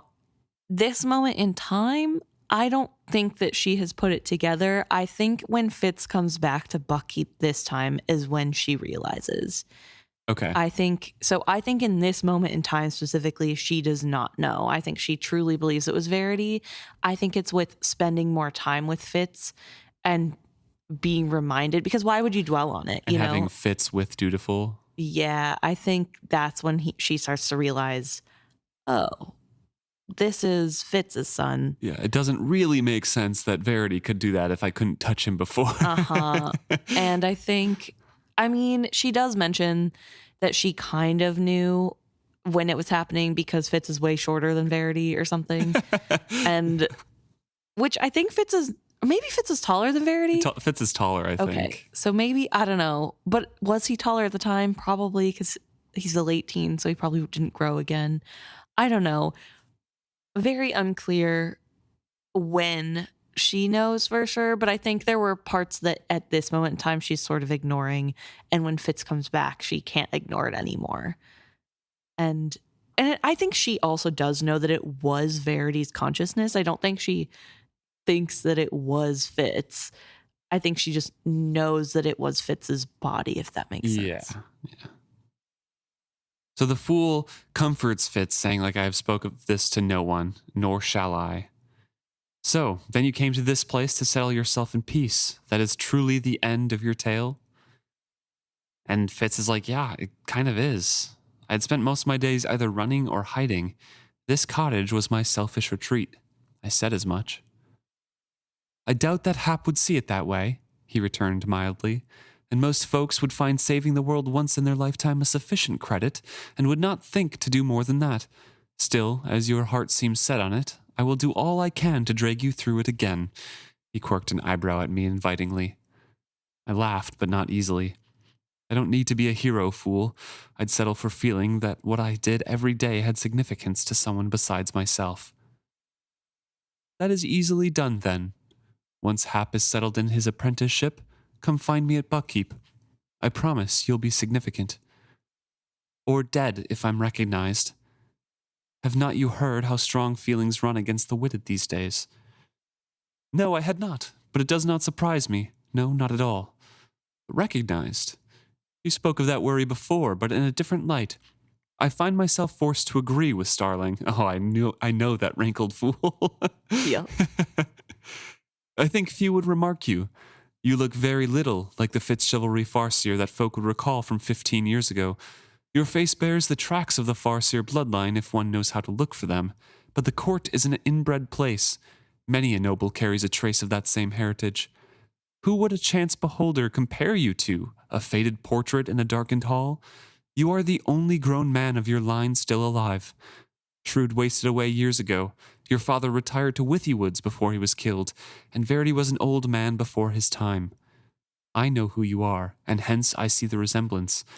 I do not think you are in danger from the casual glance of a Buckkeep courtier. He paused, then asked earnestly, So, I will see you in Buckkeep before snow flies? Perhaps, I hedged. I doubted it, but knew better than to waste breath arguing with the fool. I shall, he decided resolutely. let's go back. Supper should be ready, and I want to finish my carving. Technically, that's not true. There is another fully grown man in his line that is still alive, and that would be Shade. Yeah. And Shade is alive and well, although I guess he's also a bastard, so Yeah. there's not as much, there wouldn't be as much similarity to look to, I guess. I wonder if Shade is, I don't think Shade is even known as part of the Farseer line, so I don't think people would be comparing him to Shade, right? But wasn't he, before he got all pockmarked on his face, wasn't he a known and acknowledged bastard? Yes. However, the story of that is after his accident, he went away for years and people assumed that he was dead, and then he came back in secret. So he's been gone for, I don't know, 50 years or something like that from the court before he reemerged. But now he's actively still going under his real name. So that feels as though that's not really hiding that he is the brother of King Shrewd. Is that his real name? Shade Fallstar? I don't know.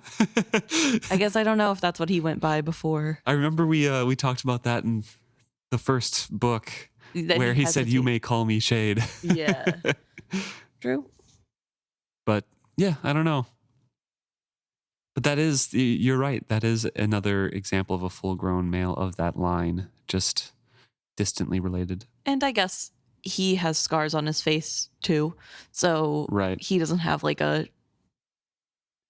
kingly look about him that would be something you could look to and say, this guy looks familiar.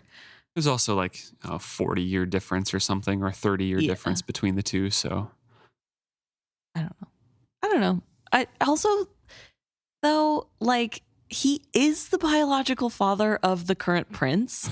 And I feel like that's something that everybody just sort of is passing over when they're talking about like how you're fine. You wouldn't be recognized except for the fact that, you know, your son is in the castle and the current prince that everybody's watched grow up. But hey, don't worry about it. obviously he doesn't look too much like him until they get into a room together and Fitz is like, "Oh yeah, I can see the similarities." Yeah. Oh, yeah, this is basically my twin. So, I don't know. Tough to recall those memories of Burrich and Molly, though. Yeah. It's really interesting because this is the first time we've really had him talk in depth about Molly and Burrich. Yeah. Still, I feel like there's more emphasis on his feelings towards Burrich.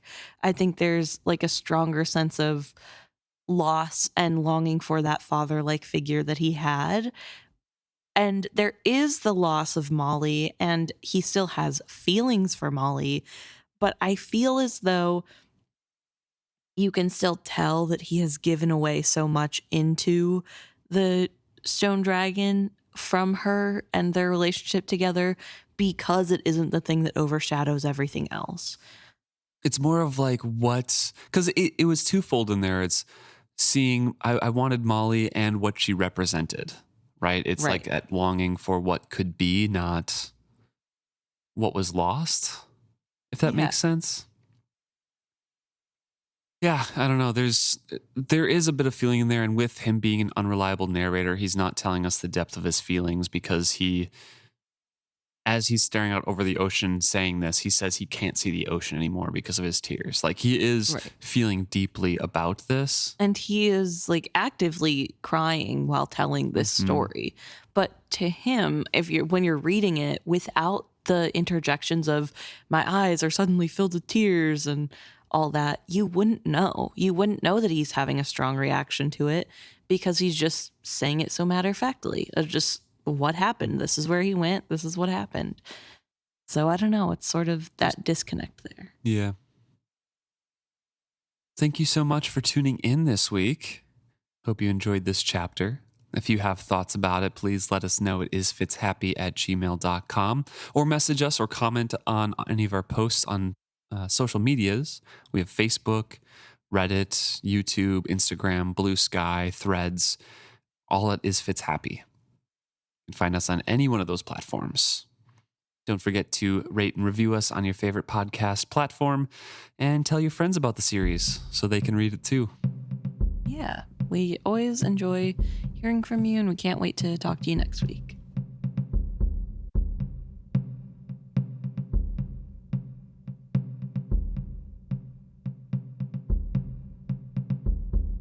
All right. Now we get to do our favorite part of the episode, which is where we talk about what you guys told us.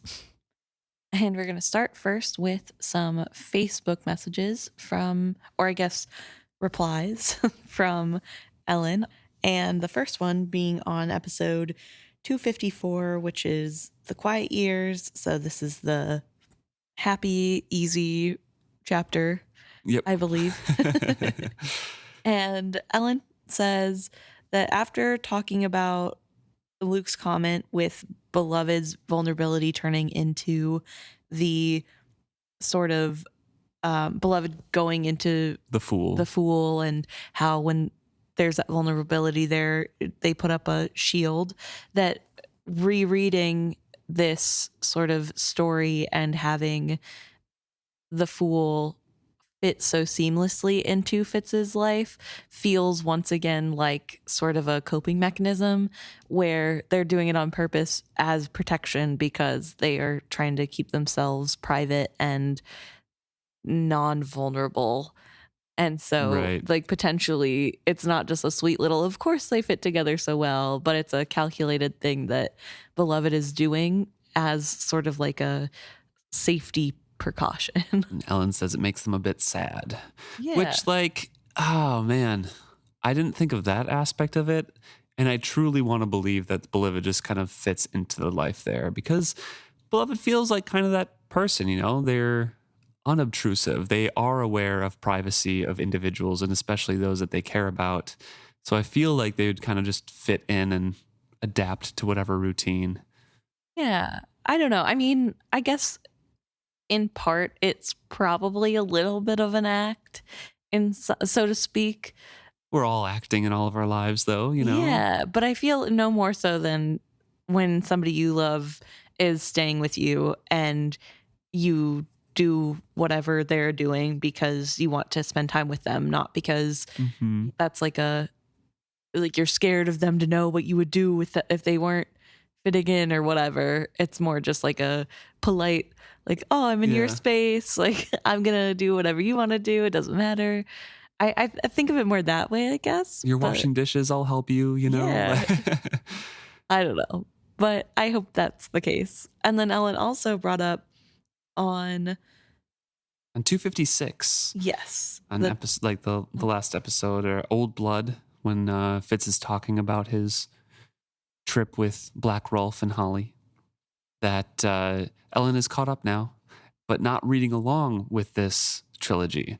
It's because we were talking about that before, of how do you guys listen to the podcast? Do you read along?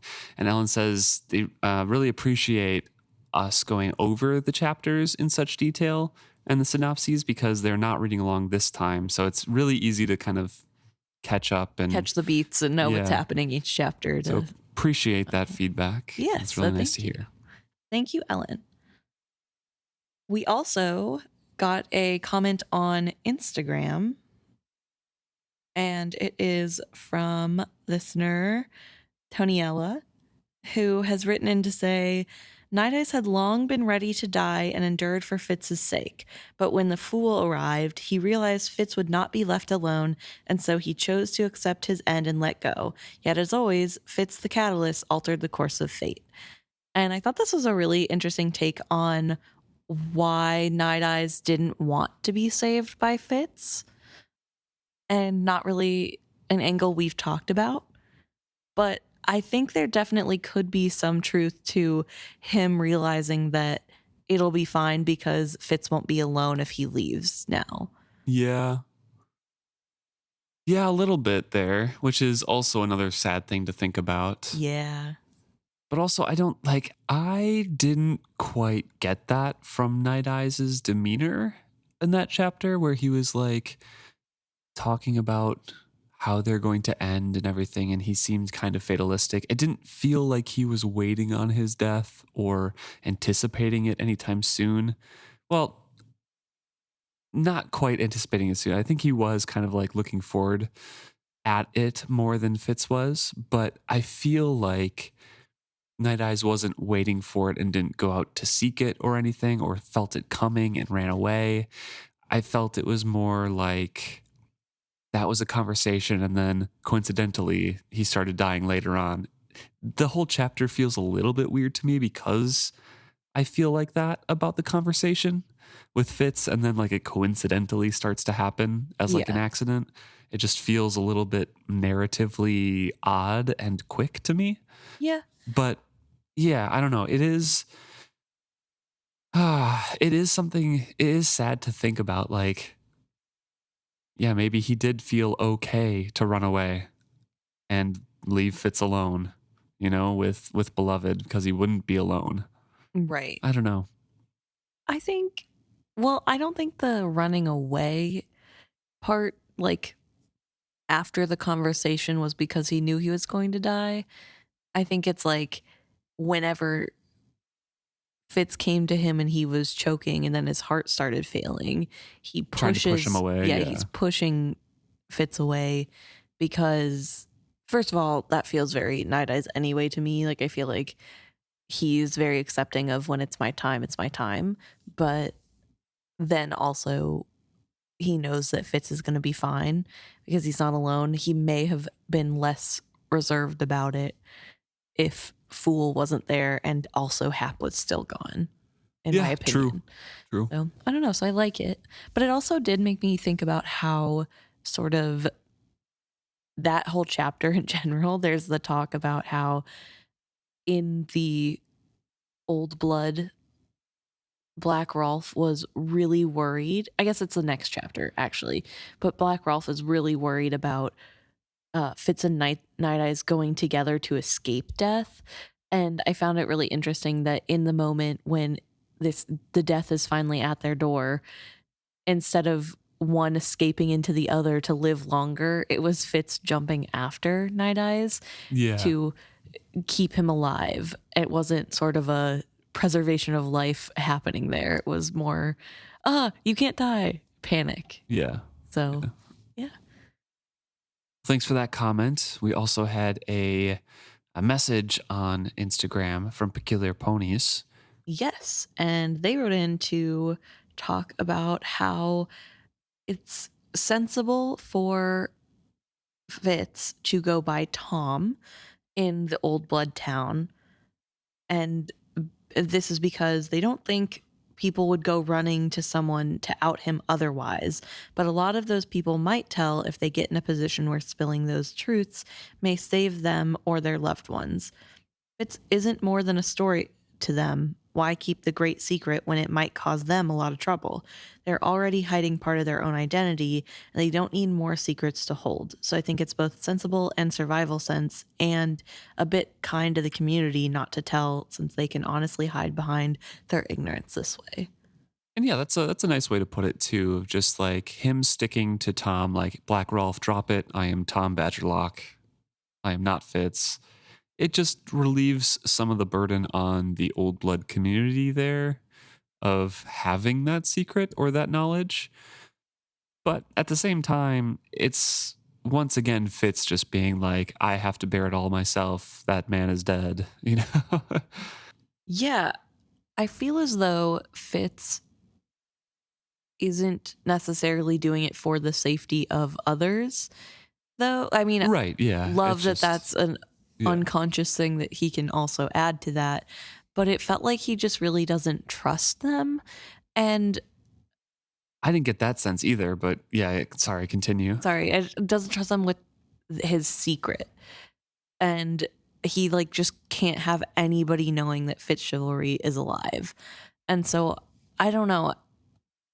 I definitely get the take that it's more of like a precaution because if they were tortured, of course they're going to give it up. But it just feels like one of those things where I don't know why I can't picture in this universe why somebody is hunting for Fitz Chivalry after all these years anyway. Right, yeah. I latch more on to what you said at the end there, that he can't trust anybody with this knowledge. Yeah. With this secret. Like Fitz Chivalry is supposed to be dead. He's supposed to remain dead.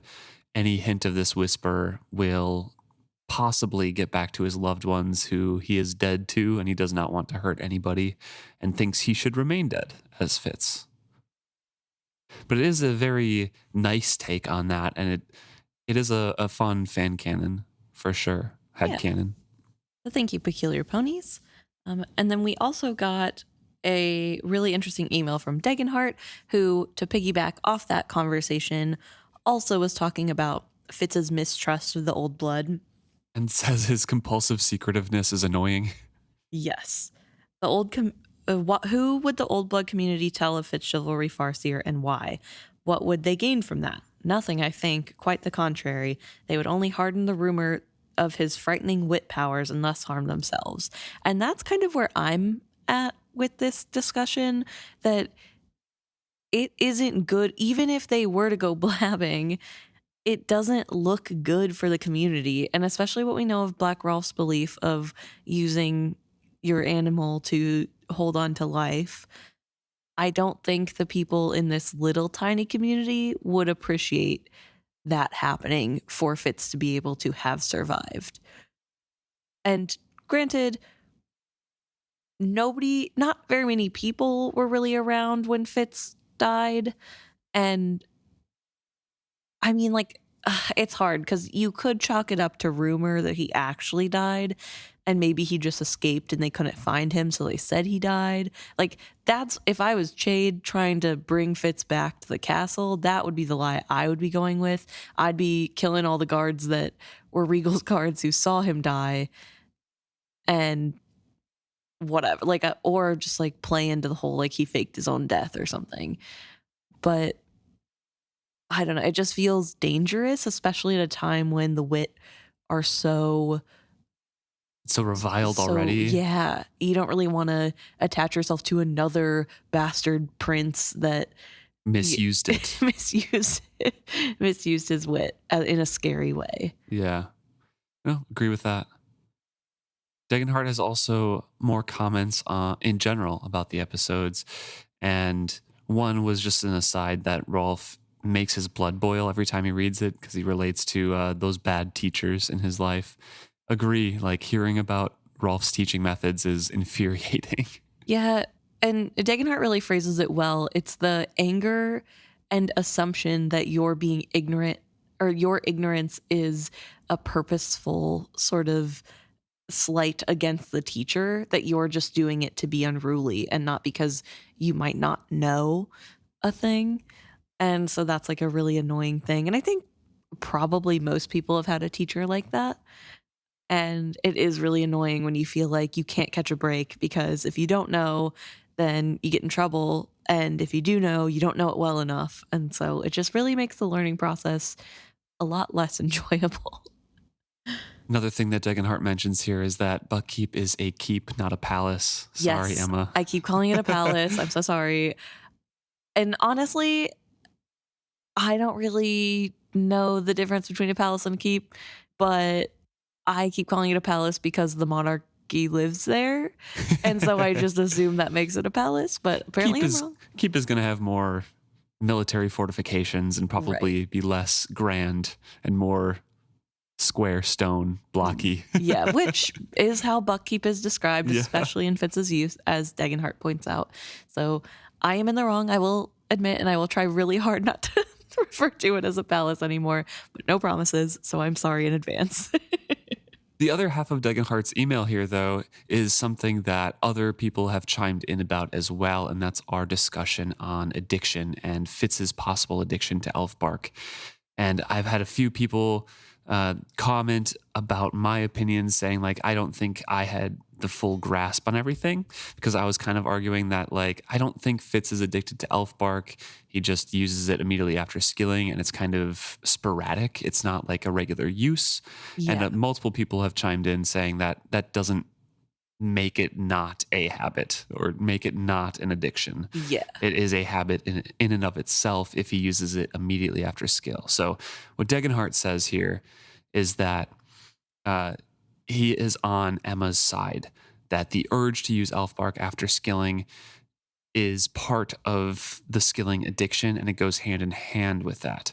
like a routined alcohol addict preparing for their inevitable hangover the next day. It's just kind of part and parcel of that process of skilling to Degenhart Right. that the elfbark comes in. Yeah. And I think, yeah, I mean, obviously I agree. It's the argument I had before, but I think to me, it just seems like if it's something he feels he has to do every time he skills, that's pretty indicative that it's not really a choice anymore. I mean, it is a choice in a way, but it's not necessarily just like oh, I don't have to do it this time. It's like no, I have to do it because I skilled and I have to just brew a lot because I've become immune. And so that's where I was seeing it from, which it's interesting to hear that that is true, that people agree that that is indicative or an indicator of that. Dana also emailed us about this topic as well. They're a nurse and had some specific dealings with people who have addictions. So they're coming from a place of more authority than we are, at least. And say that my take makes Dana wonder if I was more confusing addiction with dependence. Independence meaning that, for example, if a patient is prescribed pain medication and they run through their dose, they will feel after effects of not taking that pain medication after they're done with it. It doesn't mean they're addicted. It just means they're going through some symptoms of not having it. Addiction is that habit forming. It's that I need it kind of feeling, which, yeah, now like pointed out, I probably did make the mistake of comparing the two of them, and this habit forming that Fitz does have seems to be more not just a dependence, but an addiction. Yeah. And they talk about how something doesn't even necessarily have to give you like psychedelic effects or have like a cool effect for you to become addicted to a thing, like with that medicine where you're just taking it to relieve something and then you stop and you have sort of a withdrawal. Maybe you start taking it to not have to feel the withdrawal, and then eventually the habit becomes sort of this dependency, which becomes an addiction. Like they can go hand in hand. Yeah. And it's more of like the psychological filling of a need than it is sort of, I guess, Just a reaction to the physical exactly. effects. Dana says that a lot of addicts will use if the conditions are right, telling themselves, just this time, this is addiction. And in my opinion, I think it fits the narrative of Fitz's relationship with elfbark better. Fitz can go months without it, but as soon as he skills, even accidentally, the need is back, and it's like a habit to make the tea after. And he has to keep making it stronger and stronger, not because he's addicted or dependent, but because of tolerance. A natural thing that happens when someone takes something for a long time. They need more and more to feel the effects. This can be confused with addiction and tolerance, but is a separate thing too. Dana also goes on to say that they blame the long-term use of the increasing doses of elfbark for Fitz's general aloofness and stupidity that gets worse and worse each series. Kettle had to be worried for real reasons, right? But that's a different topic. Which is a funny little theory too. He just keeps drinking the stupid juice. Yeah. I mean, honestly, it makes sense with Fitz. No, I could see though there being real ramifications for him having used it for basically a lifetime. Not a full lifetime, obviously, but like at least half of his lifetime at this point. And the fact that one of the major side effects is that sort of melancholy and loss of spirit. Yeah. And I feel like that could have really very real long-term effects on him. And it probably doesn't help that, I mean, again, not a mental health professional, but I'm pretty sure Fitz is depressed. So, I mean, I think I'm allowed to make that call just based off of what we've read of him and his life. And I doubt that helps.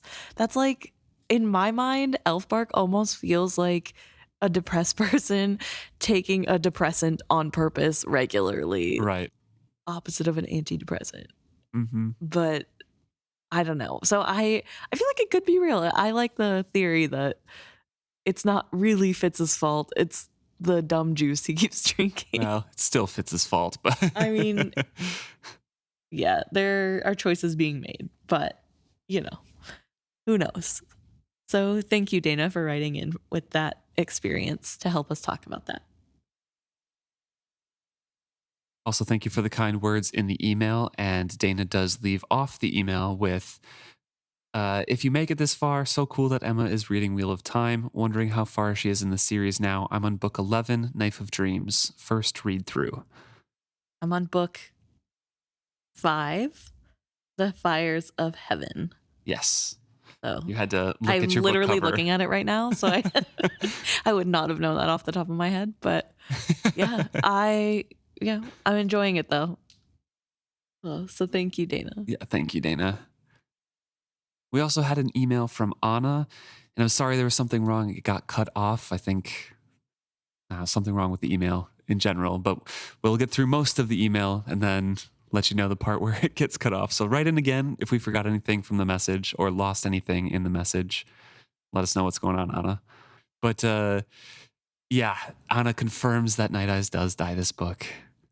And poor Anna's sister apparently read the book in public for that chapter. Shout out to your sister, because that is the worst feeling whenever you don't know something's happening and in a book and then you read it in public and have to have a cry in public. So hate when that happens to me. It has happened to me more than once, but I'm a big crier, so not a surprise.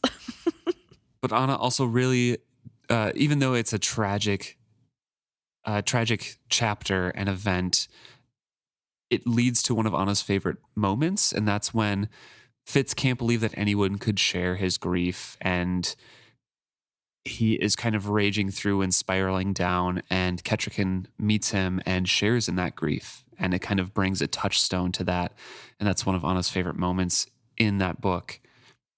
Kettricken asks to see him, and he arrives ready for a fight. Instead, she surprises him with her own sadness at Night Eyes' passing, and her meeting him in his grief is the thing he needs. It's so beautiful, but it's still an entire book away. Yeah. Also, I feel like I should say, because I am an avid and, very vocal Molly Fitz shipper, I think that they're good together. I also am kind of sad after this book happens that that Kettricken and Fitz don't get together. Yeah. I do see Kettricken and Fitz together. Last trilogy, I don't. They're friends, I get it, whatever. I understand where it's coming from, but this trilogy specifically, I'm like, ooh, he probably should have picked Kettricken. See, I see it in Assassin's Apprentice when they first meet, and then not in the other two books, but then this trilogy again, I see it. Yeah, I don't know. Like in the other books, I sort of get it, but I just don't. I feel like it's not the right timing, and so it doesn't work in my mind. Whereas this book, I'm like, okay, they both matured. They'd have time away. They've been able to mourn Verity together, or like apart, but at the same time. So I don't know. The last part of Anna's email before it gets cut off is the appreciation for another listener's write in their message that they sent in. And that was of the veteran and the point of view on the relationship between Fool and Fitz.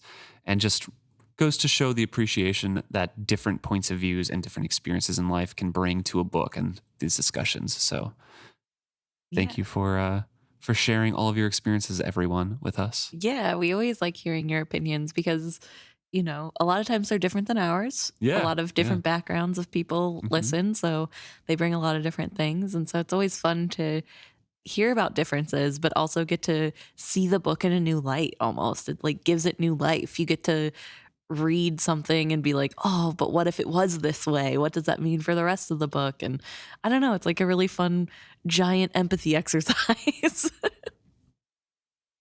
Our final email is from Anari, and they wrote in just sort of, letting us know that they like our podcast, which is really cool.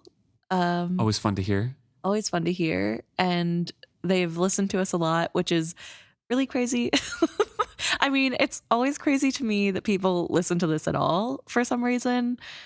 I just talk to Luke every week about the book that I like, and then somehow we get emails about it. I don't know. It's really weird how you guys are in my house like that, but hi. So every time you guys write it and are like, oh, I've been listening for this long and I do this or whatever, and I love you guys, it's so nice and it's really, really sweet. So thank you so much. Yeah, I will say we talk about this and probably forget a lot more than you guys do listening back. we talk about this. We've been doing this for over 5 years now. I don't remember half the things that I said in the first episodes. Yeah. Man. It's kind of weird. I've told Luke before, sometimes people will write in and be like, yeah, Emma had a really good point when she said blah, blah, blah, blah, blah. And I'll be like, that sounds way too sophisticated to have come out of my mouth. There's no way I said that. And then sure enough, I did say that. So it's kind of funny. It's like, whoa, I have some good points sometimes. That's great. So thank you very much, Inari. Yes. And thank you for everyone who writes in, even if it's just a kind word. We always appreciate hearing, especially the kind words, but we appreciate hearing everything you guys have to tell us. And it's always really fun. And we really look forward to hearing from you guys next week.